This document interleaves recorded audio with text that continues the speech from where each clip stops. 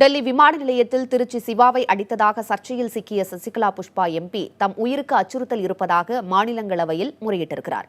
டெல்லி விமான நிலையத்தில் நிகழ்ந்த சம்பவத்திற்காக திருச்சி சிவாவிடமும் திமுக தலைவர்களிடமும் மன்னிப்பு கோருவதாக அவர் கூறினார். அத்துடன் தமது உயிருக்கு அச்சுறுத்தல் இருப்பதாகவும் தமக்கு உரிய பாதுகாப்பு வழங்க வேண்டும் என்றும் அவர் தெரிவித்தார்.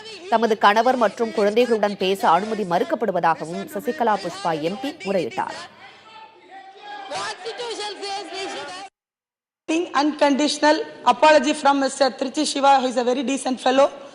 Just on emotions, who spoken on my party leader, I behaved in that manner.